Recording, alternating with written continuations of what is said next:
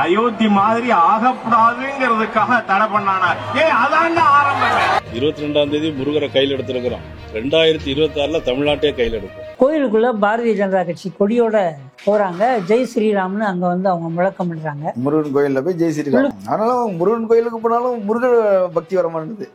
அவனுக்கு எங்க போனாலும் ஜெய் ஸ்ரீராம் தான். அவங்க திருப்பரங்குன்ற மலையை தொட்டதனுடைய நோக்கம் வந்து முருகன் இல்லை, சிக்கந்தர் மலை. இஸ்லாமியர் இந்து முரண் உள்ள ஒரு பிரச்சனையை தொடரும். ராமசீனிவாசன் பேசும்பொழுது என்னன்னா, இந்த அணிதிரட்டலும் இந்த பயணமும் 2026 வரை நீடிக்கணும். ஸோ அவங்க தொற்றிருக்கிறதுனுடைய நோக்கம் என்பதை அந்த மேடையிலேயே அவங்க வெளிப்படுத்திட்டாங்க. பாபர் மசூதி விவகாரம் வரும்போது கூட இஸ்லாமியர்கள், இஸ்லாமிய அமைப்புகள் இவங்க தான் வந்தாங்க. இஸ்லாமியர்கள் வர்சஸ் இந்து, அப்படிதான் அந்த பிரச்சனை கையாளப்பட்டுச்சு. இங்க வரும்போது இஸ்லாமியர்களை விட தீவிரமாக முற்போக்கு அமைப்புகள் முன்னாடி நிக்கிறீங்க. இந்து வர்சஸ் முஸ்லீம் அப்படின்ற மாதிரி அதை கட்டமைக்க முயற்சி செய்யறதுல அவங்களுக்கு பின்னடைவு போலதான் இது தெரியுது. சிக்கல் வந்து முருகனுக்கு கிடையாது. என்ன சொல்லப்போனா, முருகனுக்கு ஒரே ஒரு சிக்கல் இருக்கு. அவன் ஒரிஜினல் பேரை தூக்கி எறிஞ்சிட்டு எல்லா கோயில்லையுமே சுப்பிரமணியர்னு இருக்கு. அதுதான் முருகன் மாட்டிக்கிட்டு இருக்கிற ஒரே விவகாரம். சனாதனத்திலிருந்து முருகனை காப்பாற்றணும். சனாதன பார்ப்பனிய அடையாளத்திலிருந்து முருகனை மீட்க வேண்டிய தமிழ் அடையாளத்துக்கு கொண்டு வரணும். அரண்சை நண்பர்களுக்கு வணக்கம். அரண்சை ஊடகம் சுயேட்சையாக இயங்குவதற்காகவே உருவாக்கப்பட்டது. நாம் செய்கிற வேலை உண்மையிலேயே மக்களுக்காக செய்கிறோம் என்பதை நீங்கள் நம்பினால், வாய்ப்பு இருந்தால் இந்த ரேசர் பே QR கோடுக்குள்ளே நீங்கள் வந்து அதை ஸ்கேன் பண்ணி எங்களுக்கு உங்களால் இயன்றதை விருப்பம் இருந்தால் ஆதரவு தெரிவிக்கலாம். அரண்சை நேயர்களுக்கு வணக்கம். நான் மதன் அறிவுலகன். இன்று நமது சிறப்பு விருந்தினர் மீதா பாண்டியன் அவர்கள், மதுரை மத நல்லிணக்க மக்கள் கூட்டமைப்பு தலைவர். நிறைய விஷயங்கள் வாதிக்க இருக்கிறோம், அவரை வரவேற்கலாம். வணக்கம். வணக்கம். மதுரையை மையம் கொண்டு RSS BJP வேலை செய்கிறது, முருக பக்தர்கள் மாநாடு அப்படின்றத வந்து நடத்த போறாங்க அப்படின்னு சொல்லி அவங்க தரப்புல இருந்து ரொம்ப சந்தோஷமா இருக்கிறாங்க. அமித்ஷா வந்து பேசிட்டு போயிருக்கிறார், எல்லாரும் அதுல கலந்துக்குங்க அப்படின்னு சொல்றாங்க. இன்னொரு பக்கம் பார்த்தா நீங்க வந்து உங்களை போன்ற பல்வேறு தோழர்கள் வந்து அதை எதிர்ப்பு தெரிவிக்கிறீங்க. ஏற்கனவே இந்து அறநிலைத்துறையே முருக பக்தர்கள் மாநாடு நடத்தியிருக்கிறாங்க. அப்படி இருக்கும்போது பிஜேபியும் RSS நடத்தினா என்ன பிரச்சனை வந்துடும்? ஏன் இவ்வளோ பயம், இவ்வளோ பீதி? உங்களுடைய வார்த்தைகள் எல்லாமே அச்சமூட்டும் விதமாக இருக்குது. என்ன காரணம்? இது புதிய முயற்சி இல்லை. ஏற்கனவே அயோத்தியிலிருந்து தொடங்கி ஒரு ரத யாத்திரை செங்கோட்டை வழியாக தமிழ்நாட்டுக்குள்ள வந்து மீண்டும் கேரளாக்குள்ள போனது கேள்விப்பட்டிருப்பீங்க. 2018 அதற்கு எதிராக தமிழ்நாட்டில் இருக்கிற அனைத்து அரசியல் அமைப்புகளையும் ஒருங்கிணைப்பாளராக நான் தான் இருந்து இயங்கினேன். வண்டி வேகமால ஓடி போச்சு. செங்கோட்டையில் நாங்கள் கைதாகிறோம். ஆனால் எல்லா தலைவர்களும் தமிழ்நாட்டில் ப்ரிவென்டிவ் அரெஸ்ட். சென்னையில் செங்கல்பட்டில் வேல்முருகன், மதுரையில் திருமா, தென்காசியில் பேராசிரியர் ஜவஹர்லா, குளத்தூர் மணி, தமிழ்நாட்டில் ஒருத்தரையும் விடலை. ஏடிஎம்கே ஆட்சி. ஆமாம், ஏடிஎம்கே ஆட்சி. இறுதியாக சட்டமன்றத்தில் இருந்து வெளியேறி எதிர்கட்சியில் இருந்த ஸ்டாலின் வந்து கைதாகிறார். அது இவங்களுக்கு ஒன்றும் ஒரு பெரிய இதை கொடுக்கல அப்படின்னு எல்லாரும் நினச்சிட்டு இருக்காங்க. அந்த ரத யாத்திரை தென் மாவட்டங்களை, தமிழ்நாட்டினுடைய திருநெல்வேலி, கன்னியாகுமரி இதை வந்து கவர் பண்ணிச்சு. இப்போயும் நீங்கள் பார்க்கலாம், 2 நாடாளுமன்ற தேர்தல் அவங்க விடாப்பிடியாக எங்கே போட்டி போடுறாங்க அப்படின்னு பார்த்தீங்கன்னா, கேரளாவில் திருவனந்தபுரம், தமிழ்நாட்டில் கன்னியாகுமரி, தூத்துக்குடி, இந்த 3ம் கடலோர தொகுதிகள். இதில் அவங்க விடாப்பிடியாக தொடர்ந்து போட்டி போடுறாங்க நாடாளுமன்ற தேர்தலில். அவங்கள பொறுத்தளவு ஒரு நாடாளுமன்ற உறுப்பினர் ஜெயித்தது வந்து கன்னியாகுமரி தொகுதி. அதையும் அக்கம் பக்கமாக தூத்துக்குடியும் திருவனந்தபுரமும் அவங்க முயற்சி பண்ணுறாங்க. திருவனந்தபுரம் அவங்களுக்கு ஒரு வாய்ப்பை கொடுக்குது, கொஞ்சம் ஓரளவு செல்வாக்கு கூட இருக்குன்னு சொல்லலாம். தமிழ்நாட்டில் அடுத்து கோவையை அவங்க வந்து கை வச்சிருக்கிறாங்க. 3வது அவங்க பார்க்குறது மதுரை. ஏன்னா மதுரை வந்து சவுத்தினுடைய சென்டர் மாதிரி. மதுரையை தொட்டால் சவுத்தை தொடலாம், அதுதான் அவங்களுடைய நோக்கம். கடந்த நாடாளுமன்ற தேர்தலில் 9 தொகுதிகளில் 2வதாக பாரதிய ஜனதா வந்திருக்கு. அதில் ஒரு தொகுதி மதுரை. ராமசீனிவாசன் 2வதாக வாக்குகள் பெற்றிருக்கிற தொகுதி வந்து மதுரை தொகுதி. அவங்க சென்னிமலையை தொட்டு பார்த்தாங்க, ஃபெயிலியர். ஆனால் அங்கேயும் நிறைய கூட்டம் வந்தது. கூட்டம்லாம் வந்துச்சு, அவங்களுக்கு நிற்கலை. அதற்கு பிறகு வேல் யாத்திரை தொடங்கினாங்க. அதுவும் ஒன்றும் பெருசாக அவங்களுக்கு வந்து அரசியலாக பயனளிக்கிறது. நிறைய கெட்ட பேர் வந்தது. அவங்க திருப்பரங்குன்ற மலையை தொட்டதனுடைய நோக்கம் வந்து முருகன் இல்லை, சிக்கந்தர் மலை. அவங்களுக்கு எப்பயுமே ஒரு கான்ட்ரா. இஸ்லாமியர் இந்து முரண் உள்ள ஒரு பிரச்சனையை தொடரும். எப்படி அயோத்தியை தொட்டு செங்கல் யாத்திரை, ரத யாத்திரை எல்லாம் முடித்து டிசம்பர் 6 அதை வந்து இடித்து தகர்த்து இன்னைக்கு அந்த இடத்தையே நீதிமன்றம் மூலமாக அவங்களே கைப்பற்றிக்கிட்டாங்க. அது போல ஒரு முயற்சியை அவங்க இப்போ தொடங்கியிருக்காங்க. இதுவரை அவங்களுக்கு ஒரு பிடி கிடைக்கல. ஆந்திராவில் திருப்பதி மாதிரி இல்லை வேறு மாநிலங்களில் ஒவ்வொரு கடவுளை, கேரளாவில் ஐயப்பன் மாதிரி, தமிழ்நாட்டில் முருகனை பிடிக்கிறது என்பது எங்கே பிடிக்கிறது என்பது அவங்களுக்கு பிரச்சனையாக இருந்தது. திருப்பரங்குன்றம் அவங்களுக்கு ஒரு வாய்ப்பு கொடுத்துருக்கு. அறுபடை வீடுகளில் 2 படை வீடு இருக்கிறது மதுரை. அழகர் மலைக்கு மேலே பழமுதிர்ச்சோலையும் திருப்பரங்குன்றம் மலையும். அவங்களுக்கு சிக்கந்தர் தர்காவை பிரச்சனையாக்கணும் என்பது தான் அவங்களுடைய முழு நோக்கம். பிரச்சனையை தொடங்குனதும் கூட அங்கே தான் தொடங்கினாங்க. அவங்க சென்சிட்டிவாக தொடங்கினாங்க. 2 விஷயம். ஒன்று, முருகன் கோயிலுக்கு மேலே சிக்கந்தர் மலை இருக்கலாமா. இன்னொன்று, முருகர் கோயில் இருக்கிற மலை மேலே ஆடு கோழி பலியிடலாமா. இந்த 2 தான் சென்சிட்டிவாக இவங்க பரப்ப தொடங்கினாங்க கடந்த டிசம்பர் இறுதியில். அப்படி தொடங்கும் பொழுது இவங்களுக்கு ஒரு பெரிய ரியாக்ஷன் வந்து கிடைக்கல ஆடு கோழி பலியிடுற விவகாரங்களில். ஏன்னா ஒரு பொது பண்பாக இருக்குது. தமிழ்நாடு முழுவதும் பெரும்பான்மையான மக்கள் ஆடு கோழி பலியிடுவதும் அதை உணவாக சாப்பிடுவதும் என்பது தமிழ்நாட்டினுடைய வழிபாட்டு முறையினுடைய அங்கமாக இருக்கு. இன்னொன்று, அதே முருகன் கோயில் பக்கத்தில் உள்ள கோயில்களே பலியிட்டு தான் இருக்கிறாங்க. இந்த கோயில்கள் கடந்த காலங்களில் போனீங்கன்னா சேவல் பலியிடுதல் என்பது முருகன் கோயிலிலேயே இருந்த ஒரு விஷயம். குறும்பாடும் சேவலும். அறுபடை வீடுகளில் கிட்டத்தட்ட பார்ப்பனியம் கைப்பற்றிய பிறகு அது வந்து அந்த பலியிடுவது என்பதை தடை செஞ்சு அவங்க அந்த சைவ வழிபாட்டு முறையை வந்து எல்லா இடத்துலையுமே அமலாக்கிட்டாங்க. இப்போயும் நீங்கள் மதுரை அழகர் கோயில் போனீங்கன்னா கீழே கருப்பசாமி கோயில் தினசரி அங்கே ஆடு கோழி வெட்டுறதும் கறி சாப்பிட்றதும் நான் பார்த்துருக்கிறேன், நான் போயிருக்கேன். தினசரி விஷயம் அது. அதற்கு மேலே பழமுதிர்ச்சோலை இருக்குது. நீங்கள் இதை திருப்பரங்குன்றத்தில் நான் சிறு வயதில் இருந்தேன். நான் படித்தது எல்லாமே மதுரை. கிட்டத்தட்ட 80-77 காலகட்டத்திலிருந்து அரசியல் ரீதியாக என்னுடைய நடமாட்டம் முழுவதும் மதுரை திருப்பரங்குன்றம் தான். நான் மேலே போயிருக்கிறேன், நான் கறி சாப்பிட்ருக்கிறேன் எல்லாம். ஏன்னா இது காலங்காலமாக இருக்கக்கூடிய ஒரு பழக்கம். இவன் அந்த பழக்கத்தை தூண்டுறான். என்ன தூண்டுறான்னா, முருகன் இருக்கிற இடத்துல பலியிடலாமா. இன்னொன்று, அசைவம் அசுத்தம் ஒரு பொது பண்பாக மாற்றுறான். உணவு முறையிலேயே சைவம் சாப்பிட்டா அது ஒரு புனிதம், உயர் சாதி. அசைவம் சாப்பிட்டா நீ வந்து தீட்டு ஒரு மாதிரி. அது ஆடு கோழின்னு சொல்கிறான், பிறகு மாடுன்னு வர்றான், அப்புறம் பண்ணிக்கு வந்துடுறான். இது அவனுடைய அணுகுமுறையாக வந்து இருக்குது. பரவலான அணுகுமுறை. வடக்கை இது வெற்றி பெற்றிருக்கு. அவனை பொறுத்தளவு அடிக்கிறது, படுகொலை செய்கிறதுன்ற அளவுக்கு வெற்றி பெற்றிருக்கு. தெற்க அது வெற்றி பெறலை. தெற்க வந்து இஸ்லாமியர்கள் வழக்கமான சந்தனக்கூடு இந்த மாதிரி விஷயங்களுக்கு ஆடை ஒரு வெளியெடுத்துட்டு போகும்போது டிசம்பரில் நிறுத்துகிறாங்க. அதுதான் முதல் தடை என்பது. அங்கே உள்ள அதிகாரி வந்து இது பற்றிய விவரங்கள் எதுவும் தெரியாமல் தடுக்கிறான். கொண்டு போகக்கூடாது, ஏன்னா மற்றவங்கெல்லாம் மறுக்கிறாங்கன்னு. இங்கே ஒரு விஷயம் அமலாக்கப்படுது. பொது புத்தி, பொது விருப்பம், இதன் அடிப்படையில் தடை செய்வது அப்படின்ற ஒரு விஷயங்கள் செய்கிறாங்க. அவன் டிசம்பரில் செய்த பிறகு பார்த்தீங்கன்னா மிகப்பெரிய அணிதிரட்டலை அவன் திருப்பரங்குன்றத்தை மையப்படுத்தி செய்கிறான். ஜனவரியில் 4ஆம் தேதி வாக்கில் அவன் ஒரு மிகப்பெரிய அணிதிரட்டலை திருப்பரங்குன்றத்தில் முயற்சி செய்கிறான். ஒரு பேரணி கூட்டத்துக்கு அனுமதி கேட்குறான். அனுமதி காவல்துறை மறுக்குது. நீதிமன்றத்துக்கு போகிறாங்க. 144 போடப்படுது. 144 தடை உத்தரவு மதுரை மாநகரத்தில் இருக்குது. அந்த நேரத்தில் அவங்க கூடுறாங்க, திருப்பரங்குன்றத்தில் கூடுறாங்க.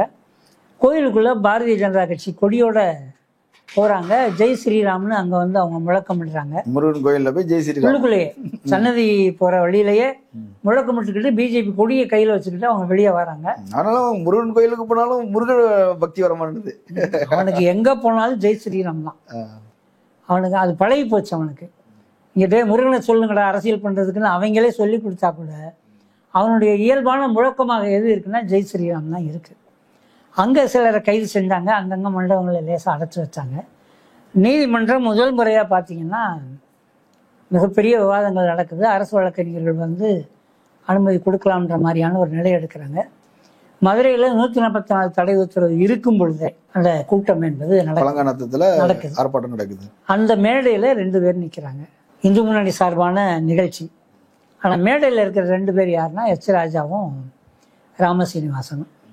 எச் ராஜா அங்கே முழங்குறார். அயோத்தியாக நாங்கள் திருப்பரங்குன்றத்தை மாற்றி காட்டுவோம். இதுதான் அவங்களுடைய நோக்கம். ரொம்ப வெளிப்படையாக எச் ராஜா அதை அறிவிச்சிட்டாரு. ரெண்டாவதாக ராமசீனிவாசனும் பேசும்பொழுது என்னென்னா, இந்த அணிதிரட்டலும் இந்த பயணமும் 2026 வரை நீடிக்கணும். ஸோ அவங்க தொற்றுக்கிறதுனுடைய நோக்கம் என்பதை அந்த மேடையிலேயே அவங்க வெளிப்படுத்திட்டாங்க. 2026 தேர்தல். ரெண்டாவது மேலே உள்ள தர்கா, ஏன்னா அயோத்தியை நினைவுபடுத்துவது தர்காவை நீ அப்புறப்படுத்தணும். அதான் எச் ராஜா வெளிப்படையாக பேசக்கூடிய ஒரு விவகாரம். இதற்கு எதிராக நாங்கள் ஜனவரி 27 வாக்கில் ஒரு கூட்டமைப்புக்கான முயற்சிகளை நான், மூத்த வழக்கறிஞர் ஹென்றி டிபேன், மக்கள் உரிமை பாதுகாப்பு மையத்தினுடைய வழக்கறிஞர் வாஞ்சினாங்க, 3 பேரும் சேர்ந்து ஒரு கூட்டமைப்பை உருவாக்குறோம். மதுரையில் இருக்கிற ஒரு 30-40 அமைப்புகளை ஒருங்கிணைச்சு மதுரை மதுநலனுக்க மக்கள் கூட்டமைப்பு என்கிற கூட்டமைப்பு ஜனவரி தொடங்கி இன்னைக்கு வரையும் விழாப்படியாக இவர்களுடைய செயல்பாடுகளுக்கு எதிர் நடவடிக்கைகளை கட்டமைக்கிறது கூட்டமைப்பாக இருக்கு. பாதிக்கப்படுறது இஸ்லாமியர்கள். வழக்கமாக பாதிக்கப்படுறவங்க தான் வீதிக்கு வருவாங்க, போராட்டம் நடத்துவாங்க. வடக்க பாபர் மசூதி விவகாரம் வரும்போது கூட இஸ்லாமியர்கள், இஸ்லாமிய அமைப்புகள் இவங்க தான் வந்தாங்க. இஸ்லாமியர்கள் வர்சஸ் இந்து, அப்படிதான் அந்த பிரச்சனை கையாளப்பட்டுச்சு. இங்க வரும்போது இஸ்லாமியர்களை விட தீவிரமாக முற்போக்கு அமைப்புகள் முன்னாடி நிக்கிறீங்க, நீங்க எதிர்த்து ஃபைட் பண்றீங்க. இந்து வர்சஸ் முஸ்லீம் அப்படின்ற மாதிரி அதை கட்டமைக்க முயற்சி செய்யறதுல அவங்களுக்கு ஒரு பின்னடைவு போலதான் இது தெரியுது. ஆனா இதுல ஒரு கேள்வி வருது இல்ல, முஸ்லீம்களுக்கு பிரச்சனை, நீங்க ஏன் வரீங்கன்னு கேக்குறாங்கல்ல. RSS இந்து முன்னணியினுடைய நோக்கமே இதை இந்து இஸ்லாமியர் என்கிற அஜெண்டாவா மாற்றணும் என்பதுதான் அவங்களுடைய நோக்கமே. மதுரை உள்ளிட்ட தென் மாவட்டங்களில் ஒரு இந்து பெரும்பான்மை வாக்கு வங்கியை சேகரிக்கணும் என்பதுதான் அவங்களுடைய அசைவு. அதை நோக்கி தான் அவங்க நகர்றாங்க. நான் பின்னாடி வரக்கூடிய ஒவ்வொரு அசைவுலையும் அவங்களுடைய ஸ்டேட்மெண்ட் பூரா என்னன்னு பார்த்தீங்கன்னா, ஒவ்வொரு முறையும் அவங்க சொல்றதுடைய நோக்கம் தேர்தல், திமுக அரசு, சிக்கந்தர் தர்கா, முருகனை கைப்பற்றுவோம். இப்போ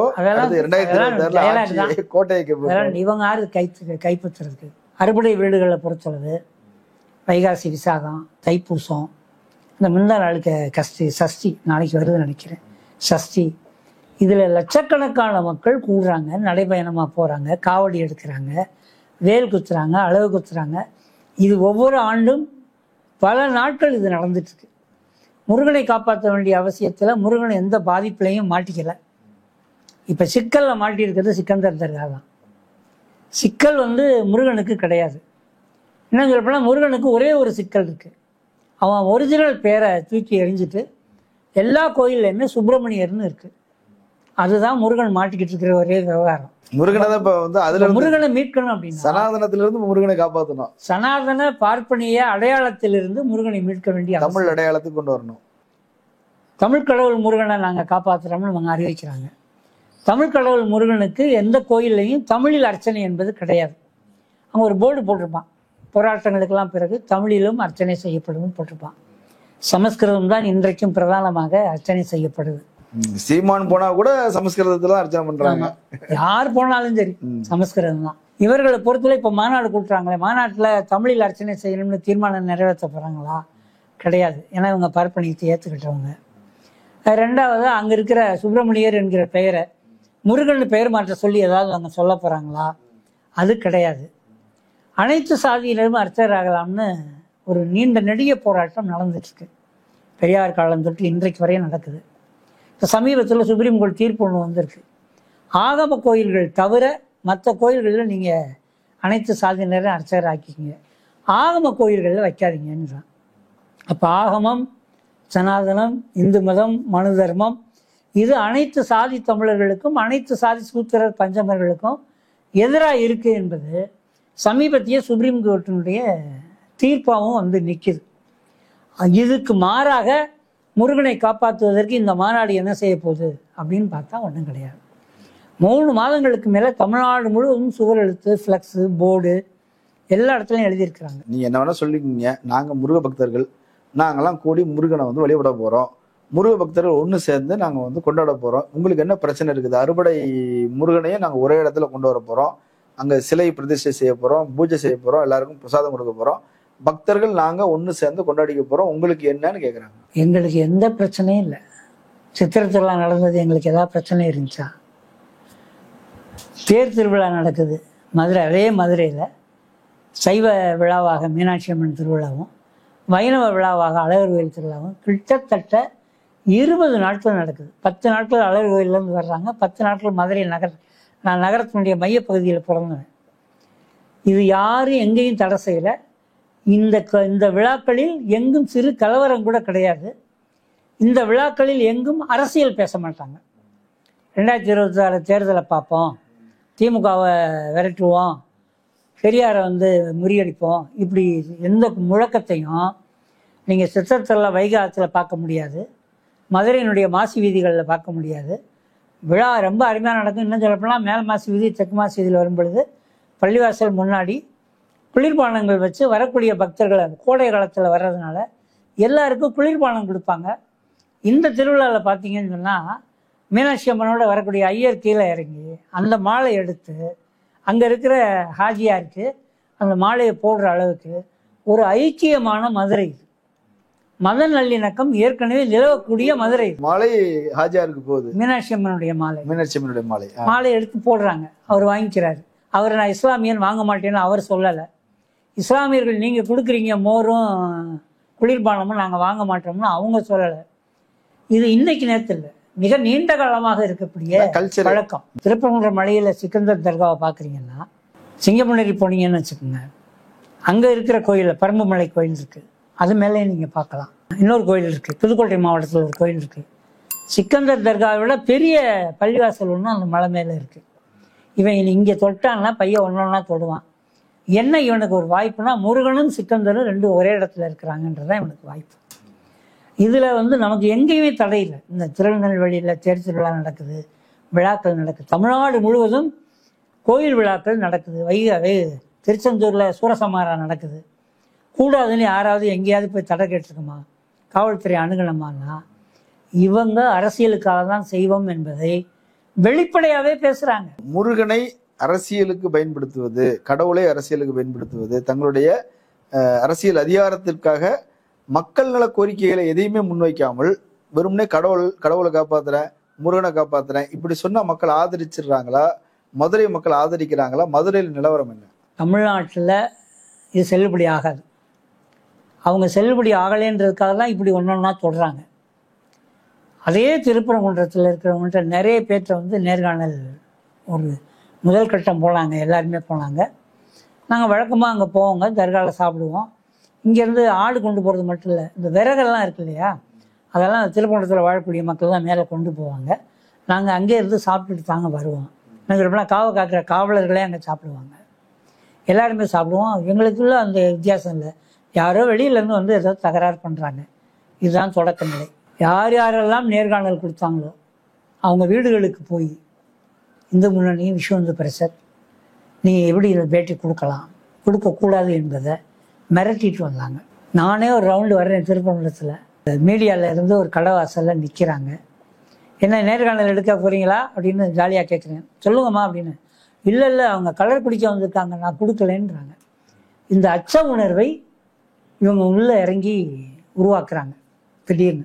இதற்கு எதிராக துண்டறிக்கை கொடுப்பதற்கு நாங்கள் போனோம்னு வச்சுங்களேன், காவல்துறை அனுமதி வாங்கினீங்களான்னு கேட்குது, மதுரை நகரத்தில் அனுமதி வாங்கினீங்களான்னு கேட்குது. 3-4 மாதமாக சூழல் தெரியிருக்காங்க, அனுமதி வாங்கலை.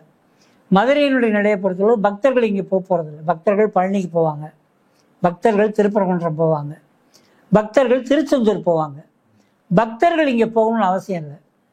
பேருந்தில் ஏற்றி கொண்டு இறக்க போகிறான்றது வெளிப்படையாக தெரியுது. இல்லை, இப்போ அவங்க டார்கெட் வச்சே வேலை செய்கிறாங்க. அவங்க சாய்பாபா பக்தர்கள் எங்கெங்கே குழுமி இருக்கிறாங்களோ அவங்களை நேரடியாக அவங்க ஒரு யூனிட்டியாக இருக்கிறாங்க. ஒரு கோயிலை ஒட்டி அவங்க சார்ந்த ஒரு நிர்வாகம் இருக்குது. இப்போ அவங்களெல்லாம் அப்ரோச் பண்ணுறாங்க. ஐயப்ப பக்தர்கள் குழுவாக இருக்கிறாங்க. அவங்க மலைக்கு போகிறவங்க ஆர்கனைஸ்டாக இருக்கிறாங்க, அவங்களெல்லாம் பார்த்து பேசுகிறாங்க.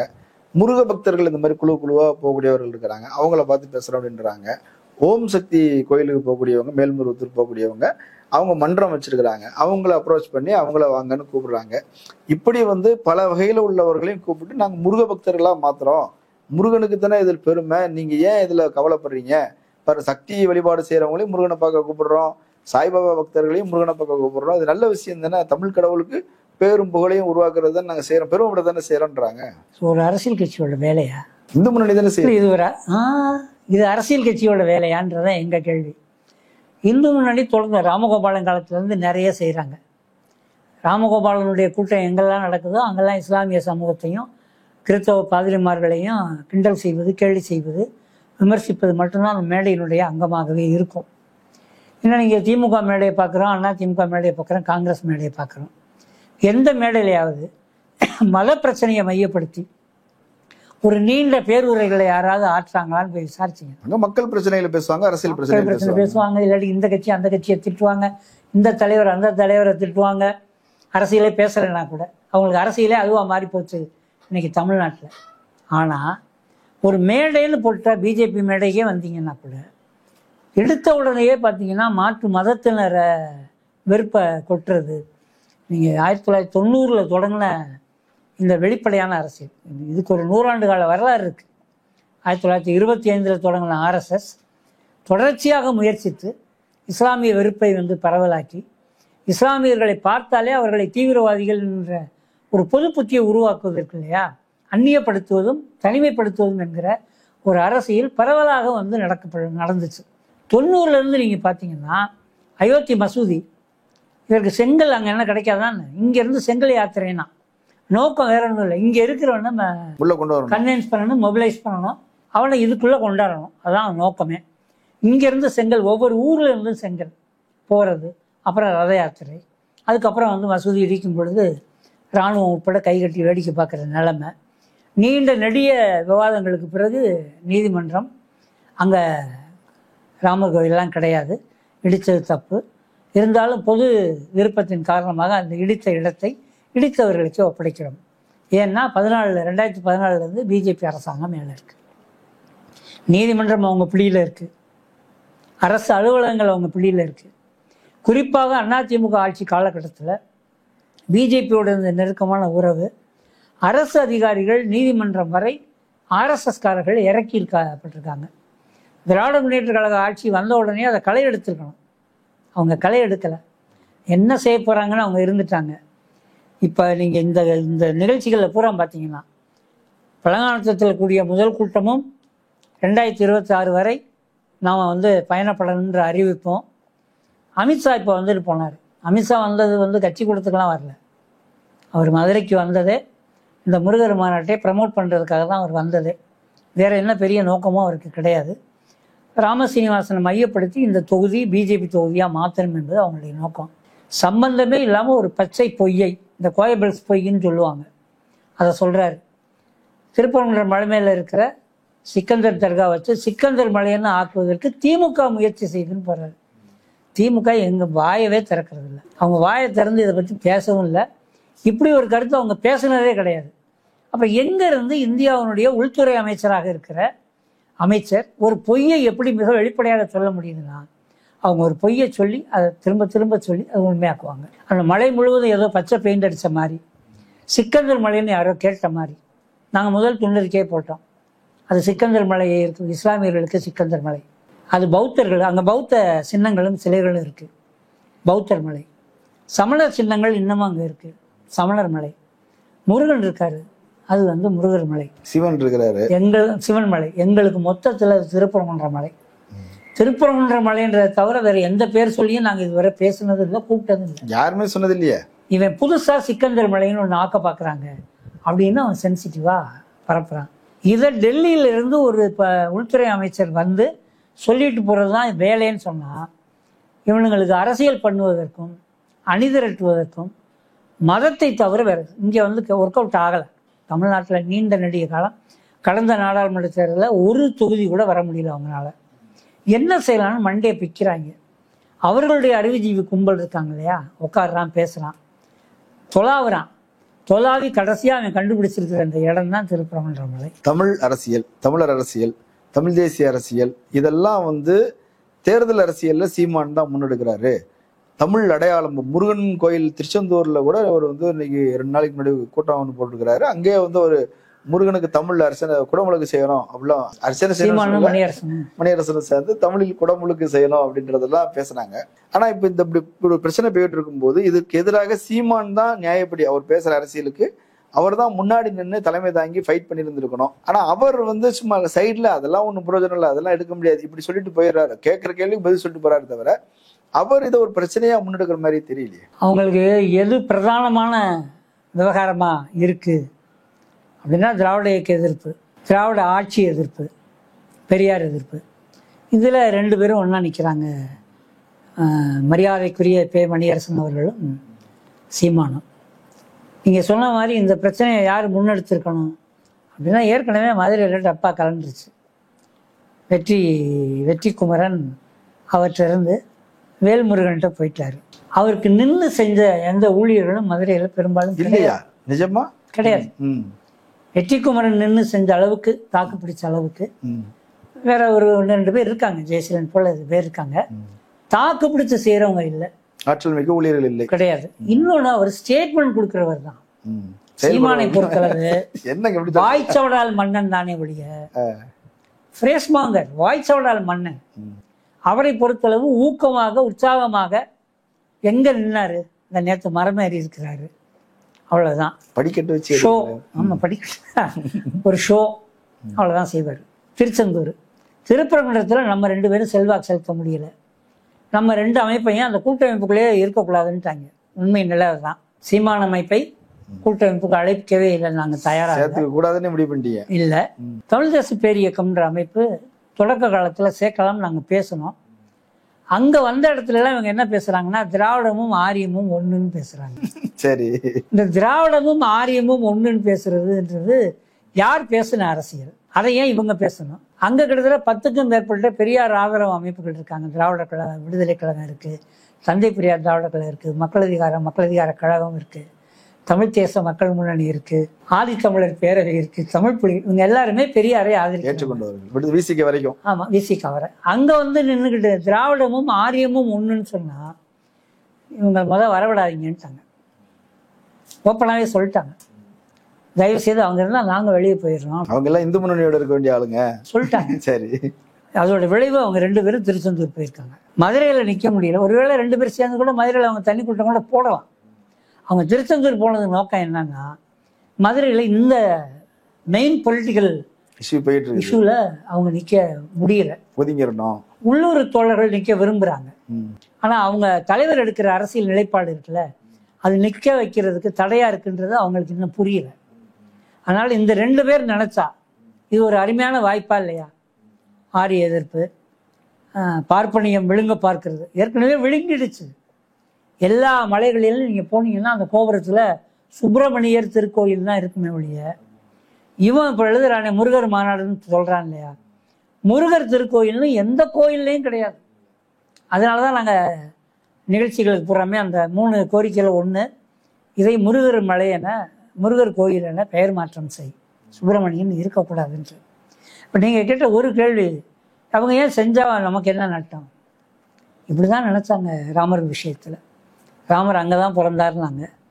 எந்த பர்த் சர்டிஃபிகேட் வாங்கினா, என்ன சாட்சி இருக்குன்னா, சாட்சியெல்லாம் கேட்டால் யாரும் சொல்லல. இப்போ அமைச்சர் மத்திய அமைச்சர் சொல்கிறாங்களே, தாய் வீட்டில் தான் குழந்தை பிறந்திருக்கோம், எவ்வளவோ விவாதங்கள். பேராசிரியர் ஜவஹர்லால்லாம் ஒரு தனி புத்தகமே போட்டார். அந்த 90 காலகட்டங்களில் பேராசிரியர் ஜவஹர்லால், நான், இறந்து போன பாக்கர், இந்த 3 பேருமே தென் மாவட்டங்களில் ஒரு சுற்றுப்பயணமே போனாங்க. ஏன்னா மக்கள் அச்சப்படுறாங்க, அவங்கள அதை சாந்தப்படுத்துறதுக்கும் அச்சப்படாதீங்கன்னு சொல்கிறதுக்கும் தேவைப்பட்டுச்சு. 3 பேர் இணைந்த ஒரு பயணம் வந்து நாங்கள் போனோம். 90லேருந்து எங்கள் பயணம் இன்னைக்கு வரை இது ஏதோ அரசியலுக்காக தேர்தலுக்கான பயணம் இல்லை. மத நல்லிணக்கமாக இருக்கிற தமிழ்நாடு சீரழிஞ்சு போயிடக்கூடாது. இது இவர்களால் சீரழிவதற்கு தேர்தல் அரசியலுக்காக, பதவி அரசியலுக்காக இவங்க சீரழிக்க முயற்சி செய்கிறாங்க. 4 சீட்டு வந்தால் போதும்ன்றது இவங்க நோக்கம். நம்மை பொறுத்தளவு நீண்ட நெடிய காலமாக ஒரு இணக்கம் இருந்தது.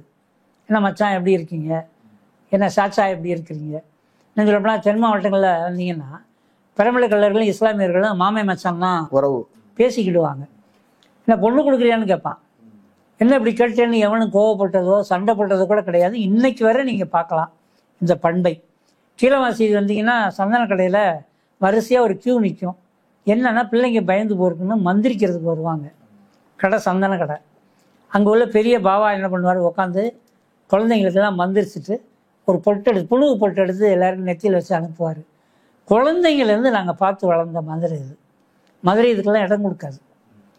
அரசியல் செய்யணும்னா அரசியல் செய்யும், ஆன்மீகம்னா ஆன்மீகம் செய்யும். இந்து முன்னாடி ஒரு ஆன்மீக மாநாடு நடத்தினா நம்ம அதுக்கு எதிராக நிற்க போகிறது கிடையாது. பக்தர்கள் ஒரு ஆன்மீக மாநாடு, ஒரு ஆன்மீக பெருவிழா நடத்துகிறாங்கன்னா, இஸ்லாமியர்கள் நடத்தினாலும் கிறிஸ்தவர்கள் நடத்தினாலும் இந்துக்கள் நடத்தினாலும் நம்ம அதுக்கு தடையாக இருந்தது கிடையாது. நடந்துகிட்டு தானே இருக்குது, சகஜமாக நடக்குது. இங்கே இவன் கொண்டு வந்து இறக்குனாதான் உண்டே ஒழிய ஊர் கடைசியில் இருக்குது அந்த இடம். மார்க்சிஸ்ட் கம்யூனிஸ்ட் கட்சியினுடைய மாநாடு, பொது மாநாடு நடந்த இடம், இன்னும் நிறைய கட்சி நடந்த இடம். இப்போ இவங்க அங்கே நடத்த போகிறோன்றாங்க. முதலில் எங்களுக்கு தெரிஞ்சு ஒரு நாள் தான் தெரிஞ்சது. 22ஆம் தேதி மாநாடு நடத்த போகிறாங்கன்னு சொன்னாங்க. திடீர்னு பார்த்தா காவல்துறை அனுமதி மறுத்து கோர்ட்டுக்கு போகும்போது தான் தெரியுது இவன் 12 நாள் அனுமதி கேட்டிருக்கிறான். அறுபடை வீடுகளுடைய அந்த வடிவங்களை வச்சு நாங்கள் பூஜை செய்ய போகிறோம்னு கேள்வி எழுந்துச்சு. இந்த இடைமனுலாம் போட்டாங்க. தமிழ் அர்ச்சகர்கள், அனைத்து சாதியின அர்ச்சகர் சங்கத்தினுடைய ரங்கநாதன் மூலமாக வாஞ்சிநாதன் தான் இடைமனுலாம் போட்டார். ஜட்ஜிட்ட கேட்குறாங்க. அந்த ஜட்ஜி என்னன்னா 144 தடை உத்தரவு இருக்கும்போதே கூட்டம் நடத்திக்கலான்ட்டார்.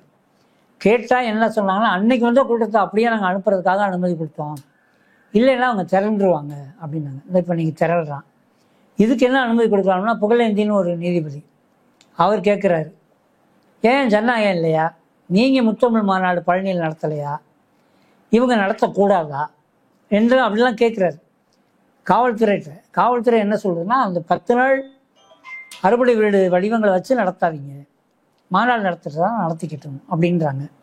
ஏன் நடத்தக்கூடாது சொல்லுங்கள் அப்படின்னா பக்தர்கள் ஆன்மீக சைடுலேருந்தே எதிர்ப்பு வந்துருச்சு. என்ன எதிர்ப்பு? நீ சொல்கிற அந்த ஆகம விதிப்படி பார்த்தா அறுபடை வீடுகளை நீ எங்கேயும் உருவாக்கிட முடியாது, எங்கேயும் பிரதிஷ்டை பண்ண முடியாது, எங்கேயும் பூஜை பண்ண முடியாது, நீ எங்கேயும் பிரசாதம் கொடுக்க முடியாது. பிரசாதத்திற்கு ஒரு விதி வச்சுருக்காங்க. நீங்கள் வேற எங்கேயாவது வச்சு நீங்கள் பிரசாதம் கொடுத்தீங்கன்னா இது ஆகம விதிப்படி இது பிரசாதம் கிடையாது, வேணா சோறுன்னு சொல்லுவான். இவ்வளோ வந்த பிறகு இன்னைக்கு நீதிமன்றம் என்ன சொல்லியிருக்குன்னா பூஜை பண்ணக்கூடாது அப்படின்னு மறுத்திருக்கான். நாங்கள் இப்போ கடைசியாக நடந்த 3 நாளைக்கு முன்னாடி நடந்த நீதிமன்ற விவாதத்தில் அரசியல் பேசுகிறாங்க. இன்னைக்கு நயினார் நாகேந்திரன் அந்த அடிக்கல் நாட்டு விழா நடக்கும்போதே, என்ன சொல்லப்போனால் முகூர்த்த கால விழா ஊண்டும் பொழுது, இந்த மாநாட்டில் 5 லட்சம் பேரை திரட்டும் பொறுப்பை இந்து முன்னணி எங்களிடம் ஒப்படைத்திருக்கிறது, நாங்கள் இணைந்து தான் செய்ய போகிறோம்னு முதல் அறிவிப்பு அந்த முகூர்த்த காலன்ற விழாவில் தான். இது இந்து முன்னணி மாநாடு அல்ல, இது பிஜேபி மாநாடுன்னு அவங்க அறிவித்தாங்க. நாங்கள் அதுக்கு முன்னாடி அறிவிச்சிட்டோம் இது இந்து முன்னணி பிஜேபி நடத்துகிற மாநாடு அப்படின்றது. இப்போ சமீபத்தில் நயினார் நாகேந்திரன் ஒரு பேட்டி கொடுத்துருக்கிறார். இந்து முன்னணி, பாஜக, பஜ்ரங் தள், இன்னும் அனைத்து சங் பரிவார் அமைப்புகளும் நாங்கள் சேர்ந்து நடத்தக்கூடிய மாநாடு இது அப்படின்னு அறிவிச்சு. பிஜேபியை எங்கேயும் அவங்க விடலாம் இல்லை, விட்டுட்டு சங் பரிவார் அமைப்புகள் நடத்துகிற மாநாடுலாம் சொல்ல தயாராக இல்லை. அவர்கள் பிஜேபி நடத்துகிற மாநாடுன்னு அறிவிக்கிறாங்க. இப்போ நேற்று விழுப்புரத்தில் தயாரிப்பு கூட்டம் நடந்திருக்கு. அங்கே சொல்லியிருக்கிறாங்க, முருகர் திமுக ஆட்சியை விரட்டி அடிப்பார் அப்படின்னு அறிவிச்சிருக்கிறாங்க. இவங்க தயாரிக்கிற எல்லா இடங்கள்லையுமே இது திமுக ஆட்சிக்கு எதிரானதுன்னு அறிவிக்கிறாங்க. திமுக ஆட்சிக்கு கொஞ்சமாவது சொரணை ஏதாவது இருந்தால் அவங்க ஃபேஸ் பண்ணணும். நிறைய தகவல்களை சொல்லியிருக்கிறீங்க, மக்கள் அதை பரிசீலிக்கட்டும். மிக முக்கியமான பிரச்சனையில் உங்களுடைய பணிகள் தொடர்ந்து செயல்படணும்னு தான் நாங்களும் விரும்புகிறோம். கலந்து கொண்டு கருத்துக்களை பகிர்ந்தமைக்கு நன்றி. நன்றி வாய்ப்புக்கு. நேரில் மற்றொரு விருந்தினருடன் சந்திக்கலாம். நன்றி.